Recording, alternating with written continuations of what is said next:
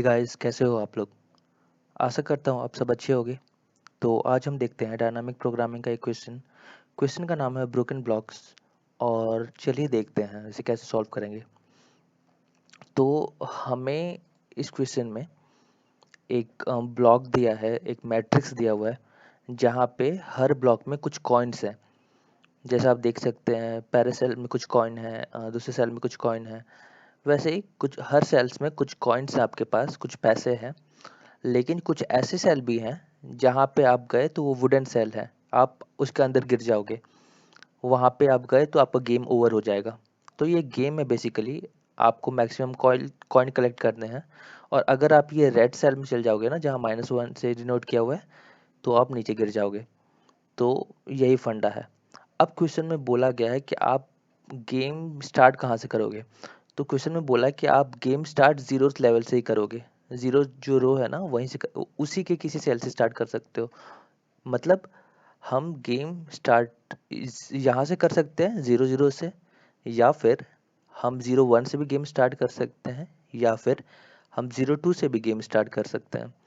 Basically हमें पहले like zero level के किसी भी सेल से हम गेम स्टार्ट कर सकते हैं। तो चलिए एग्जांपल लेते हैं। लेट से हमने अपना गेम स्टार्ट किया यहाँ से, सेल 0 1 से, 0th रो फर्स्ट कॉलम। तो फिर अब हमें क्वेश्चन में बोला गया है कि अगर आप किसी सेल से गेम स्टार्ट करते हैं ना, किसी सेल पे हैं, तो उसके बाद आपके पास 3 ऑप्शन है जाने के लिए आगे। या आप जस्ट नीचे उतर सकते हैं डायरेक्टली, या फिर आप डायगोनली लेफ्ट जा सकते हैं, या फिर आप डायगोनली राइट जा सकते हैं। तो हमारे पास 3 ही पाथ है जहाँ हम जा सकते हैं, या सीधे नीचे, या डायगोनली लेफ्ट, या फिर डायगोनली राइट। तो चलिए अब हम क्या करेंगे, डिफरेंट पाथ ट्रेवर्स करेंगे। तो चलिए एग्जांपल लेते हैं। जैसे कि हमने यहाँ से स्टार्ट किया 0 1 सेल से, और उसके बाद ये भी एक पाथ है, देखिए हम लोग आखिरी तक पहुँच गए हैं। तो ऐसे ही ऐसे बहुत सारे पाथ होंगे। आप 5 गए, 5 से नीचे उतरे, उसके बाद राइट गए। राइट जाने की जगह आप लेफ्ट भी जा सकते थे। लेफ्ट जाने की जगह आप सीधे भी जा सकते थे, जहाँ पे आपको गेम ओवर हो जाता। तो हमको सारे पाथ देख रहे हैं, और देखना है कि हमें मैक्सिमम कॉइन कौन से पाथ में मिलेगा। तो ये बेसिकली क्वेश्चन है। जैसे कि ये एक पाथ था, वैसे ही एक और पाथ ये भी हो सकता है। हमने यहाँ से स्टार्ट किया, रो नंबर 0 कॉलम नंबर 2, और उसके बाद हमने ये पाथ ट्रेवर्स किया। तो बेसिकली हमें सारे पाथ्स ट्रेवर्स करने हैं, और ये फाइंड करना है कि कौन से पाथ से आपको सबसे मैक्सिमम कॉइन मिलेगा, और वो मैक्सिमम कॉइन रिटर्न करना है आपको एज एन आंसर। तो आप क्वेश्चन समझ गए होंगे, आप समझ गए होंगे कि आपको सॉल्व कैसे करना है। आपको सारे पाथ्स ट्रेवर्स करने हैं और फाइंड करना है कि कौन से पाथ पे आपको सबसे ज़्यादा पैसा मिलने वाला है। तो ये तो ठीक है, अगर आपने ये किया तो क्वेश्चन सॉल्व हो जाएगा। लेकिन यहाँ प्रॉब्लम ये है ना कि ये तो 3 क्रॉस 3 मैट्रिक्स है, तो फिर भी कुछ ही पाथ होंगे। मैट्रिक्स और बड़ा हो सकता है, और आप सारे पॉसिबल पाथ देख रहे हैं, तो पाथ कितने सारे हो सकते हैं, हजारों लाखों हो सकते हैं। तो आपको बहुत टाइम लगेगा ये क्वेश्चन सॉल्व करने में। तो इसीलिए ये ऑप्टिमल अप्रोच नहीं है। मतलब सॉल्व तो हो जाएगा, बट इसको आप कैसे ऑप्टिमाइज कर सकते हो। तो ऑप्टिमाइज करने के लिए देखिए हम क्या कर सकते हैं। हमने जब ये एक पाथ ट्रेवर्स किया था, ब्लू वाला पाथ, तो हमने ये 3 सेल विजिट किए थे। सेल 0 1, सेल 1 1, और सेल 2 2। ये 3 सेल हम विजिट कर चुके हैं ना यार। तो अगली बार हम फिर से क्यों विजिट करें इसको। यहाँ पे हमें जो भी डेटा मिला, जो भी कंप्यूटेशन किया, उसको हम कहीं स्टोर कर लेते हैं, ताकि उसको फिर से कंप्यूट ना करना पड़े। व्हाट आई मीन इज, जब हम इस पाथ में गए, तो हमको पता चल गया कि ये जो सेल है, यहाँ मैक्सिमम 5 ही मिल सकता है। क्यों? क्योंकि इसके आगे तो कोई सेल है नहीं। वैसे ही इससे पहले वाले सेल में मैक्सिमम 8 मिल सकता है। क्यों? आगे जाने पे मैक्सिमम 5 मिलने वाला है, और मेरा अपना वैल्यू है 3। तो 3 कॉइन यहाँ से मिलेंगे, और आगे मुझे मैक्सिमम 5 कॉइन मिल सकता है। तो हम ये स्टोर कर लेंगे कि इस सेल के बाद मैक्सिमम 8 ही कॉइन्स मिल सकते हैं हमें। वैसे ही सेल 0 1 रो 0 कॉलम 1 सेल, इसमें मैक्सिमम 13 मिल सकते हैं। मैक्सिमम 13 कैसे? आगे जाने पे मैक्सिमम 8 मिलेगा, और मेरा अपना वैल्यू कितना है, 5 कॉइन्स। तो यहाँ से अगर मैं चलूँ तो मुझे मैक्सिमम 13 कॉइन्स मिल सकते हैं। तो एक बार जब हमने ये पार्ट ट्रेवर्स कर लिया, तो अगली बार अगर हम लेट्स से कोई और सोर्स चूज करते हैं, कोई और पाथ चूज करते हैं, फॉर एग्जांपल लेट्स से हम यहाँ से स्टार्ट करते हैं, ठीक है, ये रेड वाला जो सेल है, तो यहाँ से हम स्टार्ट किए, तो लेट्स से हमने पहले लेफ्ट आया तो हमने देखा कि यार वहाँ पे तो ऑलरेडी मैक्सिमम वैल्यू स्टोर किया हुआ है कि मैक्सिमम 8 मिल सकता है इसके बाद, तो मुझे फिर से आगे जाने की ज़रूरत नहीं है।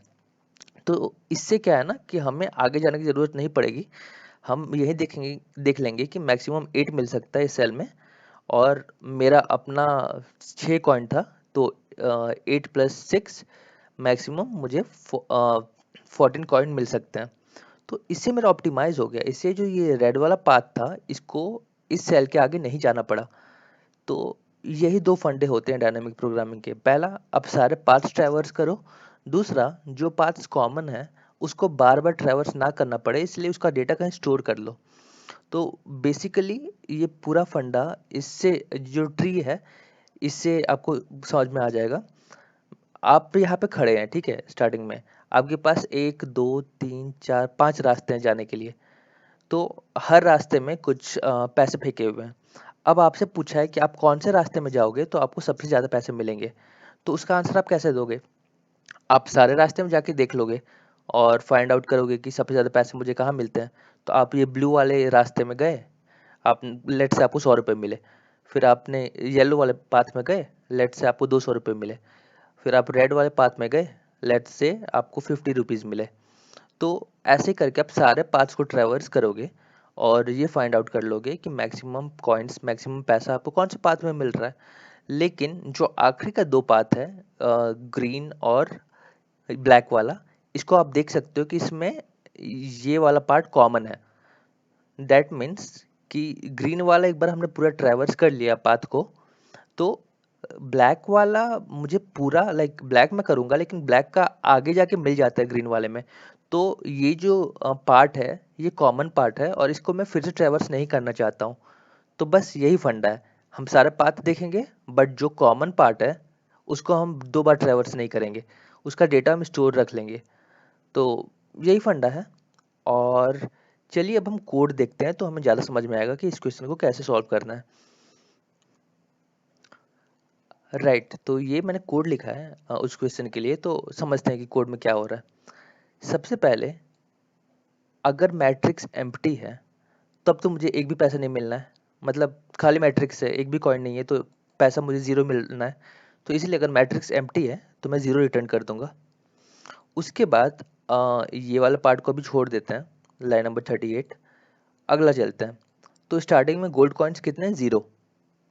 तो उसके बाद हमने क्या कहा था कि हमें जीरोथ लेवल से स्टार्ट तो करना है, लेकिन जीरोथ लेवल का कोई भी सेल हम ले सकते हैं। तो जीरोथ लेवल के सारे सेल को हम एक एक बार चेक करेंगे कि सेल 0 से स्टार्ट करते हैं तो मैक्सिमम कितना पैसा मिल पाता है, सेल 1 से स्टार्ट करते हैं, लाइक कॉलम 1 से स्टार्ट करते हैं तो कितना पैसा मिल पाता है। तो जीरोथ लेवल के सारे सेल को हम देखेंगे और उसमें जो सबसे ज़्यादा पैसा मिलने वाला सेल होगा वही मेरा आंसर होगा। तो हम देखिए क्या कर रहे हैं, जो कॉलम है, रो का नंबर तो हमेशा 0 होगा, लाइक जीरो लेवल से स्टार्ट करना है, लेकिन कॉलम 0 से स्टार्ट कर सकते हैं या फिर किसी और कॉलम से स्टार्ट कर सकते हैं। तो हम वही कर रहे हैं, सारे कॉलम से स्टार्ट करके देख रहे हैं और हर बार जो ये गोल्ड कॉइन्स है इसका वैल्यू अपडेट कर रहे हैं। अगर अगले वाले सेल में मुझे ज़्यादा पैसा मिल रहा है पिछले वाले सेल से, तो मैं गोल्ड कॉइन्स का वैल्यू अपडेट कर दूंगा।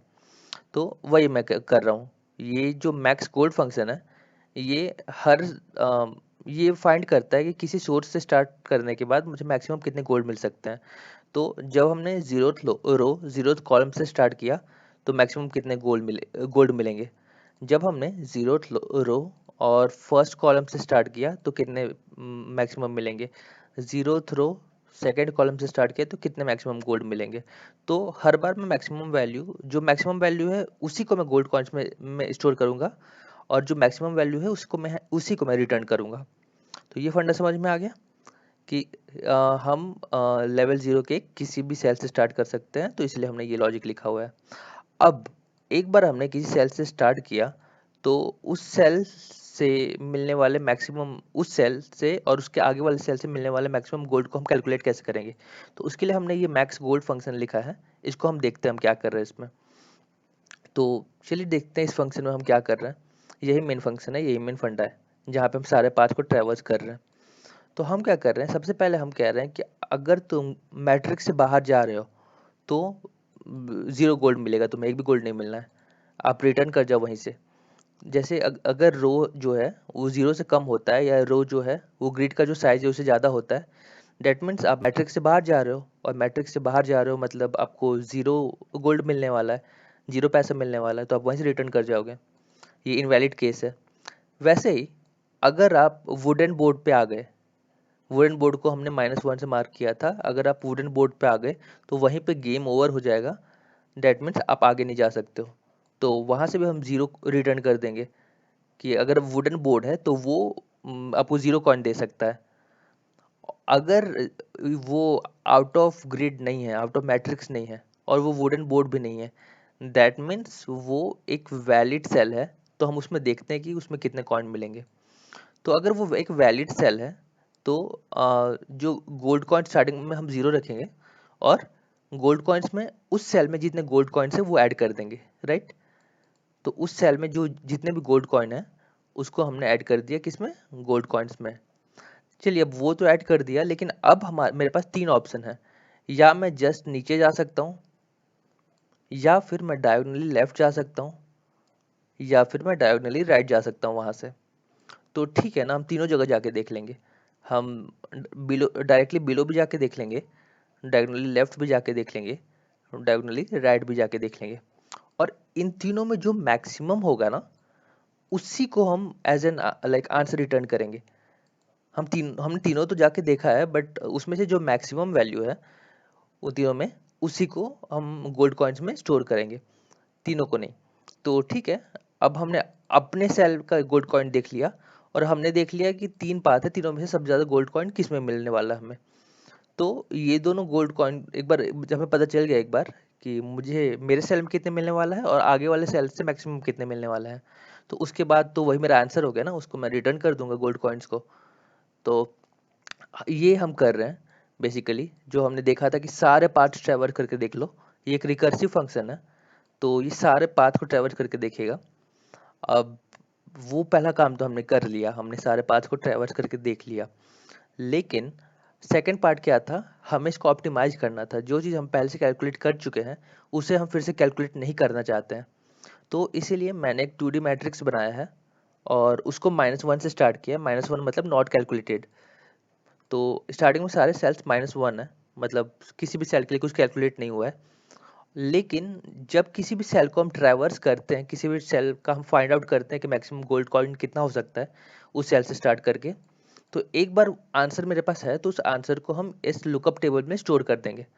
लाइक उस सेल मतलब रो नंबर और कॉलम नंबर, उस सेल में मैक्सिमम स्टार्ट करने पे मुझे मैक्सिमम गोल्ड कॉइन्स कितना मिल सकता है उसको हम स्टोर कर देंगे। और इससे फ़ायदा क्या होगा ना, अगली बार अगर हम सेम सेल पे आते हैं तो हमें कोई कैलकुलेट करने की ज़रूरत है नहीं कुछ भी। हम डायरेक्टली चेक करेंगे कि अगर लुकअप टेबल का वैल्यू उस सेल के लिए -1 नहीं है, डेट मीन्स हमने कोई वैलिड कंप्यूटेशनल वैल्यू स्टोर किया है। और अगर हमने कुछ स्टोर किया है तो मैं फिर से कैलकुलेट क्यों करूँ, मैं उसे ही रिटर्न कर दूंगा। तो हम वही कर रहे हैं कि हम वहीं से रिटर्न कर जा रहे हैं, हम आगे वाला पार्ट, ये जो कैलकुलेशन वाला पार्ट है, इसको एग्जीक्यूट कर ही नहीं रहे हैं। तो ये फंडा है, और इससे आपका क्वेश्चन सॉल्व हो जाएगा। तो थैंक यू, होपफुली आपको समझ में आया होगा, और अगर कोई क्वेश्चन है तो आप डाल सकते हैं कमेंट्स में। Thanks for watching the video.